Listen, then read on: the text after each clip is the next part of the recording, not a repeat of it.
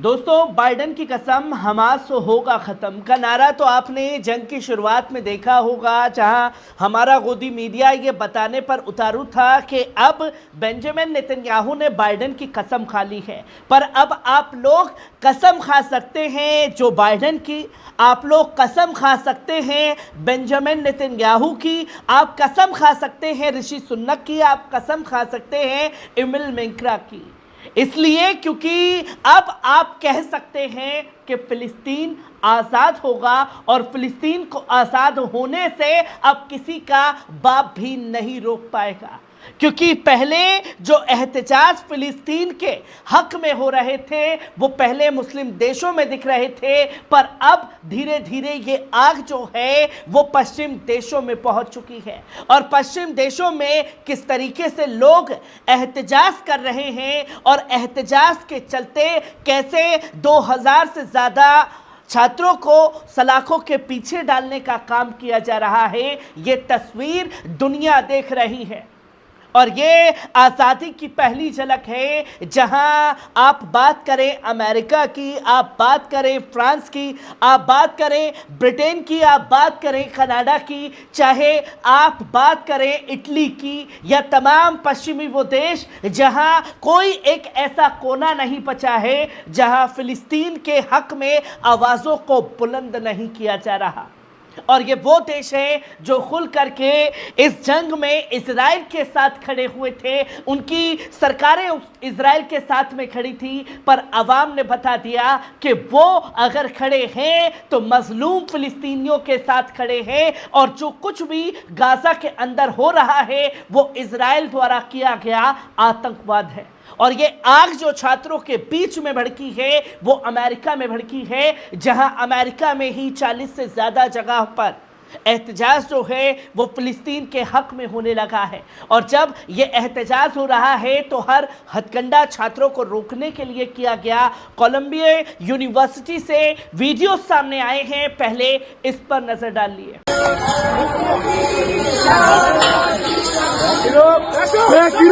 That means you! Back up! Back up! Back up! Back up! Get back! Get back! Get get arrested! Get back or get arrested! They just barricaded us in. Oh my fucking god! You're laughing. You're laughing. No fucking way! You know. Fuck you! It's finals! Can I go home? आपने देखा कि किस तरीके से Colombia university से ये video जो हैं वो सामने आए हैं, जहां छात्रों को रोकने के लिए हज़ारों की संख्या में पुलिस बल कोलंबिया यूनिवर्सिटी के अंदर घुसा। यूनिवर्सिटीज़ के अंदर घुस करके तोड़फोड़ की जा रही है, छात्रों पर लाठियां बरसाई जा रही हैं, और जो पत्रकार कवर कर रहे हैं उनकी आंखों में स्प्रे मारने का काम भी किया जा रहा है। और ये तस्वीरें जो हैं वो ख़ास तौर से सामने आ रही हैं अमेरिका से, किस तरीके से पत्रकार के साथ में इस घटना को अंजाम दिया गया। पहले इस वीडियो पर नजर डालिए। Keep your eyes open. Okay. Keep blinking. You have to keep blinking your eyes. Thank you guys, thank you. Keep blinking your eyes. आपने देखा कि पहला वीडियो कोलंबिया और दूसरा वीडियो न्यूयॉर्क का सामने आया, और कई तमाम चीज़ें जो हैं वो लगातार एहतजाज की सामने आ रही हैं।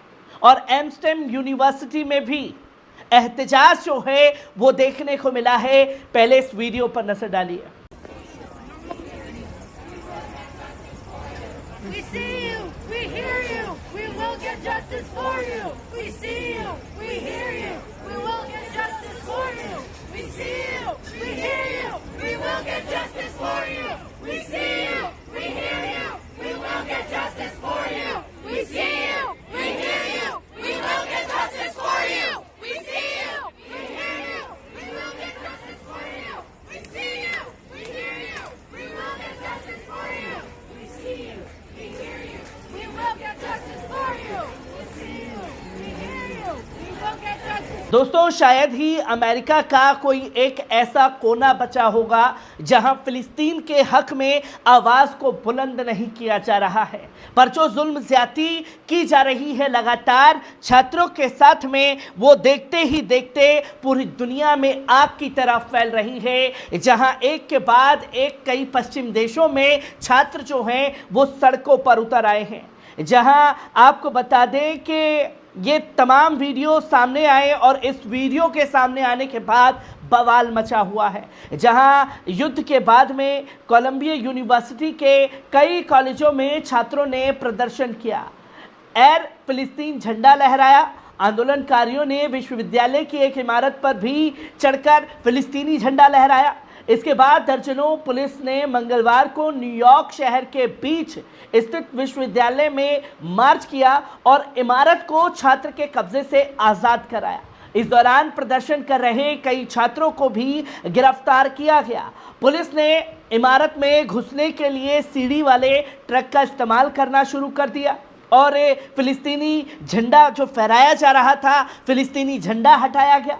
वीडियो फुटेज में भी देखा जा सकता है कि विश्वविद्यालय के मैनहट्टन परिसर में हैमिल्टन हॉल के सामने प्रदर्शनकारी जो हैं लाखों की संख्या में एकजुट हैं। उन्होंने फर्नीचर एवं अन्य चीज़ों से इमारत को नुकसान पहुंचाया। 1968 के नागरिक आंदोलन में वियतनाम युद्ध विरोधी प्रदर्शन के दौरान भी इस इमारत पर कब्जा कर लिया गया था। प्रदर्शन के आयोजकों ने सोमवार को देर रात इंस्टाग्राम पेज पर एक पोस्ट में लोगों के जुटने की अपील की और हैमिल्टन हॉल आने का आग्रह किया था।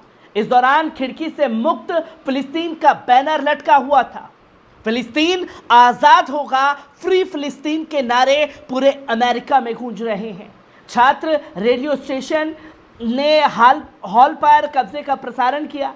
ये प्रदर्शन सोमवार 2 बजे की समय सीमा के लगभग 12 घंटे के बाद शुरू हुआ।